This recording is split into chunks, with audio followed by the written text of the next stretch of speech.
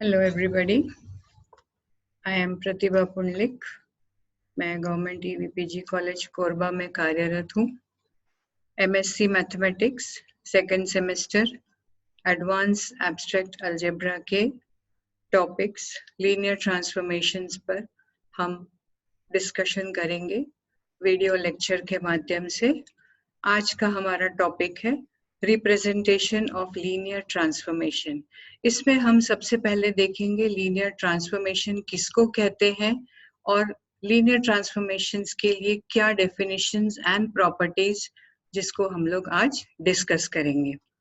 First of all, representation of a linear transformation.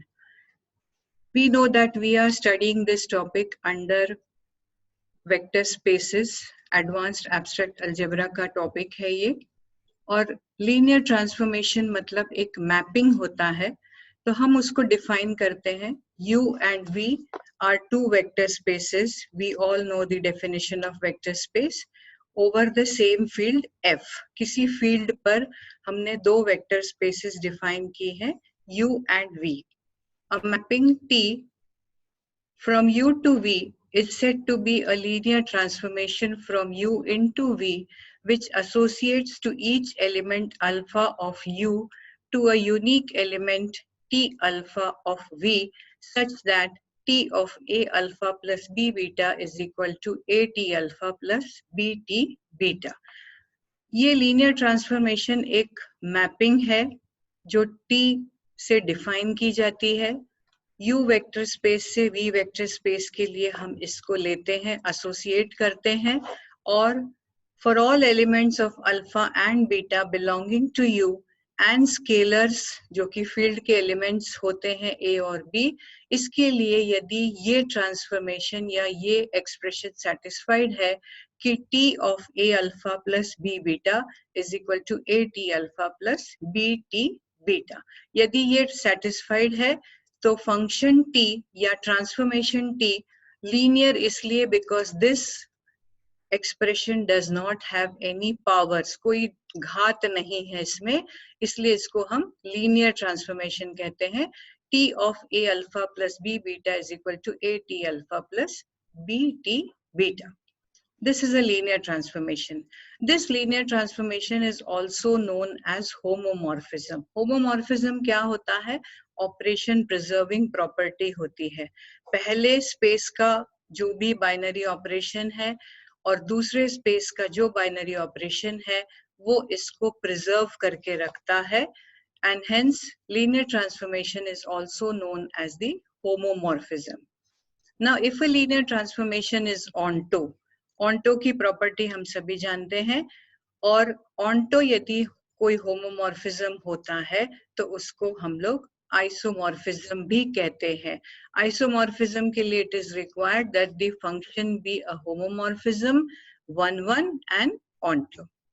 Now if V is any vector space over F, then we define the identity transformation I. Identity transformation को हम परिभाषित करते हैं I alpha is equal to alpha, मतलब alpha का image alpha ही होगा for every alpha belonging to V, and this is a linear transformation from V to V. उसी स्पेस से उसी स्पेस में हम डिफाइन करते हैं, and identity transformation is defined as I alpha is equal to alpha. The zero transformation, bold zero या इसको zero cap से भी डिफाइन करते हैं, इसको हम डिफाइन करते हैं प्रत्येक एलिमेंट का इमेज यदि जीरो होता है, zero alpha is equal to zero, then this is known as a zero transformation और linear transformation. Let us take an example for linear transformation. We take a field F of real numbers and V is the vector space of all polynomials. प्रत्येक polynomials के एक space को हम लेते हैं, V से define करते हैं. Polynomial मतलब बहुपद, बहुपदों का एक space लेते हैं और उस वेक्टर स्पेस को हम यहाँ पर ले रहे हैं. F हमारा फील्ड है रियल नंबर्स का. एक फंक्शन हम डिफाइन कर रहे हैं D, जो V वेक्टर स्पेस से V वेक्टर स्पेस में ही परिभाषित किया जा रहा है. उसी स्पेस से उसी स्पेस में हम इसको परिभाषित कर रहे हैं, और इसकी परिभाषा है that D of fx. fx क्या है? पॉलिनोमियल है, बहुपद है. कैपिटल D ट्रांसफॉर्मेशन है. ये ट्रांसफॉर्मेशन किस प्रकार से है कि यदि हम ट्रांसफॉर्मेशन लेते हैं fx का तो उसका इमेज होगा d by dx of fx, d by dx of fx for every fx belonging to v, and this is a linear transformation हमको दिखाना है. Now in order to show that this is a linear transformation हमको दो scalars लेने होंगे a और b और दो एलिमेंट्स लेने होंगे v में से fx and gx. क्योंकि v वेक्टर स्पेस पॉलिनोमियल्स का स्पेस है इसलिए fx और gx हमने दो पॉलिनोमियल्स लिए हैं और दो स्केलर्स लिए हैं a और b, and we define a fx plus b gx. जैसा हमने a अल्फा प्लस b बीटा लिया था उसी प्रकार से a fx plus b gx and transformation d. अब इसका इमेज हो जाएगा d by dx of a fx plus b gx. क्योंकि ट्रांसफॉर्मेशन को हमने डिफाइन किया है, कोई भी पॉलिनोमियल fx यदि हम लेते हैं और d ट्रांसफॉर्मेशन उस पर अप्लाई करते हैं तो उसका इमेज होता है d by dx of fx.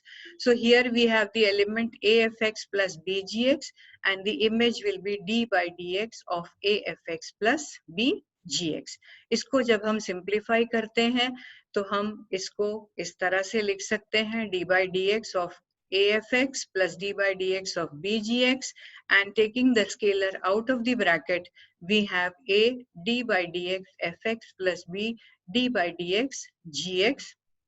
That means a और ये d by dx fx का मान हो गया d fx plus b dgx, which satisfies the property t of a alpha plus b beta is equal to a t alpha plus b t beta. We are having d of a fx plus b gx is equal to a d fx plus b d gx. एक और example हम लोग लेते हैं. V एक vector space लेते हैं m cross n matrices का जो कि फील्ड के ऊपर डिफाइन किया गया है. दो मैट्रिक्स और लेते हैं, एक है P और दूसरा है Q.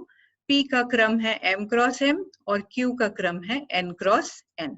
Let P be a fixed matrix जिसका ऑर्डर है m cross m and Q is another fixed matrix which has the order n cross n. एक फंक्शन डिफाइन करते हैं T जो V वेक्टर स्पेस से उसी स्पेस V पर define किया गया है और इस फंक्शन को हमने डिफाइन किया है T of A. A क्या है? A is a matrix. क्योंकि हमने मैट्रिक्स का वेक्टर स्पेस लिया है, m क्रॉस n मैट्रिसेस का स्पेस लिया है, इसलिए T of A that is the transformation of A और इसको हम डिफाइन कर रहे हैं as PAQ. P is the matrix m cross m, Q is the matrix n cross n and transformation of A is PAQ. P को हम left hand side में लिखते हैं और Q को A के राइट हैंड साइड में लिख रहे हैं for every A belonging to the vector space V, and you have to prove that this is a linear transformation.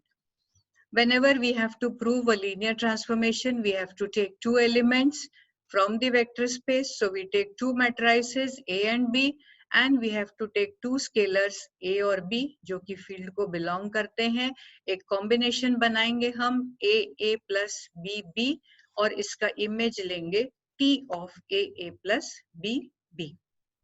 जिस प्रकार से ट्रांसफॉर्मेशन को डिफाइन किया गया है, लेफ्ट हैंड साइड में हम लेंगे P and right hand side में लिखेंगे Q. So this T of A plus B becomes P of A plus B and Q. इसको सिंप्लीफाई करते हैं APA plus BPB Q और APAQ plus BPBQ. What is PAQ? That is the transformation of A. So APAQ को हमने लिखा ATA. PBQ मतलब transformation of TB. So this can be written as B of TB, which is a linear transformation. So इस प्रकार का जो example हमने लिया है मैट्रिसेस में, जिस प्रकार से ट्रांसफॉर्मेशन को डिफाइन किया है, ये ट्रांसफॉर्मेशन भी एक लीनियर ट्रांसफॉर्मेशन होता है. एक थ्योरम हम लोग देखेंगे यहाँ पर लीनियर ट्रांसफॉर्मेशन से related, and the theorem states that let U and V be two finite dimensional vector spaces over the same field F. दो finite dimensional vector spaces हमने ली है U और V. Alpha 1, alpha 2, alpha n be an ordered basis for U and beta 1, beta 2, beta n be an ordered set in V जो कि basis है. दो vector space है U और V. U का बेसिस है alpha 1, alpha 2, alpha n. V का basis है beta 1, beta 2, beta n. Then you have to show that there is precisely one linear transformation T from U into V such that T alpha j is equal to alpha j. हमको क्या दिखाना है कि एक linear transformation इस तरह से exist करता है T जो कि U से V के लिए define किया गया है. किस तरह से define किया है? T alpha j is equal to beta j, where j is equal to 1, 2, 3 से लेकर n तक. Now we take the proof. Proof हम करेंगे इसको कि इस प्रकार का ट्रांसफॉर्मेशन का अस्तित्व है और प्रिसाइसली वन मतलब यूनिक ट्रांसफॉर्मेशन है. पहले हम दिखाएंगे कि ये लीनियर ट्रांसफॉर्मेशन है और फिर हम दिखाएंगे कि ये यूनिक ट्रांसफॉर्मेशन है. यूनिक मतलब केवल एक ही इस प्रकार का ट्रांसफॉर्मेशन हम ले सकते हैं. यहाँ पर प्रिसाइसली वन का मतलब यही है कि ये जो ट्रांसफॉर्मेशन हमने डिफाइन किया है ये यूनिक ट्रांसफॉर्मेशन है. So let us take the proof. We are given two vector spaces U and V. दोनों के लिए basis दिया हुआ है alpha 1, alpha 2, alpha n, beta 1, beta 2, beta n. Now the set alpha 1, alpha 2, alpha n ये basis है U space का. Hence for each alpha belonging to U, we have some scalars a1, a2, an such that alpha can be written as a1 alpha 1 plus a2 alpha 2 plus an alpha n. We know कि किसी भी vector space के element को हम उसकी basis के elements का linear combination बनाकर लिख सकते हैं. तो हमने एलिमेंट लिया है अल्फा जो कि U को बिलोंग कर रहा है और उसकी बेसिस में वेक्टर्स हैं अल्फा 1, अल्फा 2, अल्फा n और इन वेक्टर्स का linear combination with the help of scalars a1, a2, an इस तरह से हम लेते हैं such that alpha is equal to a1 alpha 1 plus a2 alpha 2 plus an alpha n और summation I is equal to 1 to n ai alpha I हम इसको लिख सकते हैं. Now we define a transformation T from U to V which is given by T alpha is equal to a1 beta 1 plus a2 beta 2 plus an beta n. U space के elements हैं alpha 1, alpha 2, alpha n उसकी basis में या alpha belong करता है U को.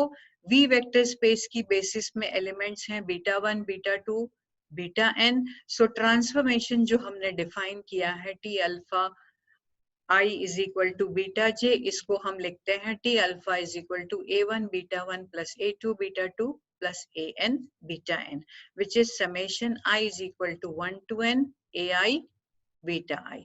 Now this transformation is well defined as every vector alpha in U has a unique image T alpha belonging to V. प्रत्येक element alpha का alpha जो कि U का है उसके लिए V में एक इमेज एलिमेंट है T अल्फा और इसलिए हम इसको वेल डिफाइंड कहते हैं और इसलिए T alpha j is equal to beta j for each j. इस प्रकार से हम इस फंक्शन को डिफाइन कर सकते हैं. सबसे पहले तो हम ये देखेंगे कि क्या हम इस प्रकार का फंक्शन डिफाइन कर सकते हैं या नहीं.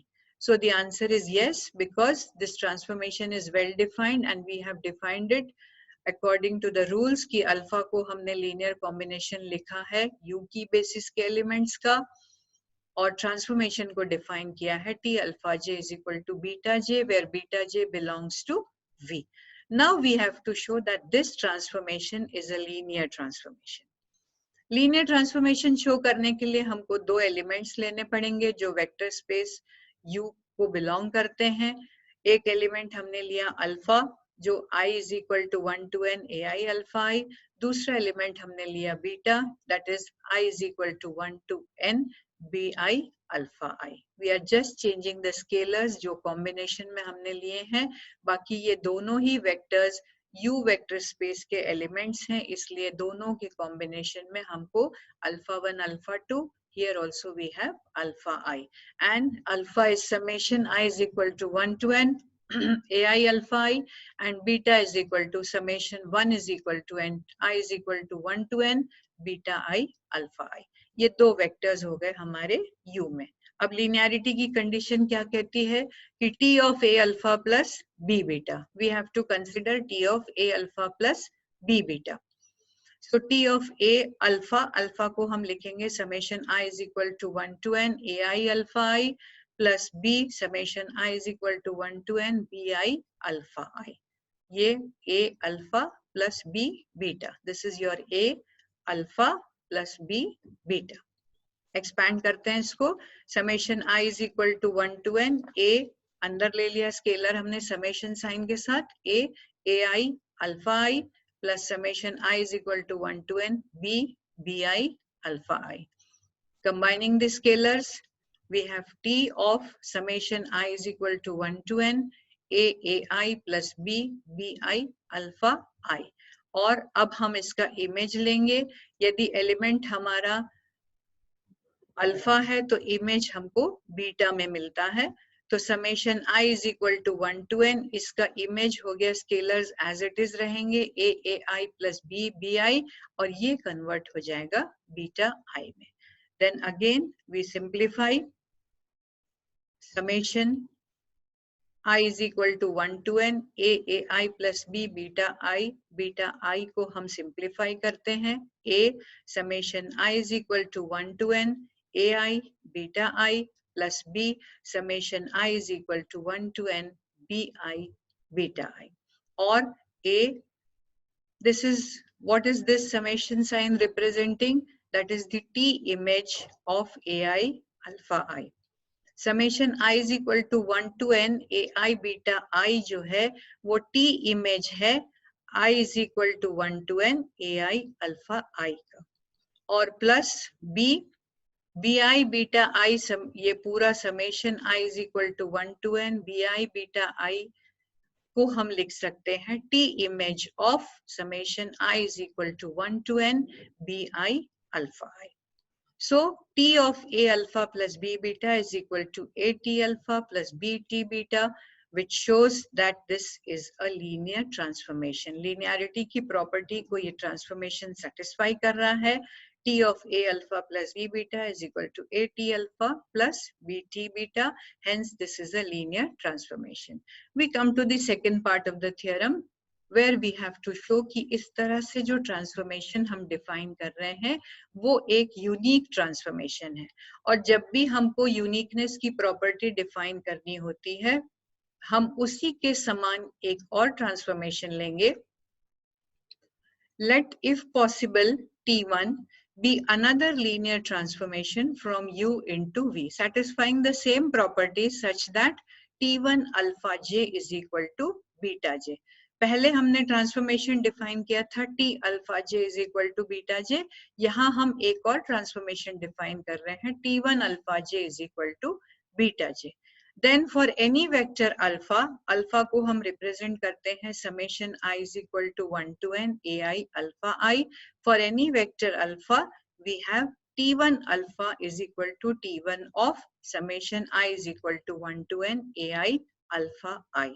Or you can write summation I is equal to 1 to n AI T of alpha I. क्यों? क्योंकि T1 एक linear transformation है, इसलिए हम इसको लिख सकते हैं AI T of alpha I. T1 of alpha I, sorry. So summation I is equal to 1 to n AI beta I. जैसा हमने यहाँ पर define किया है T1 alpha j is equal to beta j, तो T1 alpha I will be beta I. Or you can write T I is equal to 1 to n AI alpha I. So T1 of alpha I is equal to T of this, which is equal to alpha, or T1 is equal, T1 alpha is equal to T alpha, hence T1 is equal to T. As alpha is any arbitrary vector and so T is unique. क्योंकि ये दोनों transformations एक ही image को define कर रहे हैं, इसलिए दोनों transformation same है. So we have proved that there is precisely one linear transformation from U into V such that T alpha j is equal to beta j. We shall continue this topic in the next lecture. हम कुछ और theorems वहां पर देखेंगे. Rank nullity theorem हमको देखना है. उसके पहले हम कुछ algebra of linear transformations देखेंगे, and we shall continue this topic in the second lecture. So students are requested to go through these definitions and this theorem and study from some textbook, reference book, and write accordingly the theorem in your own words. Thank you.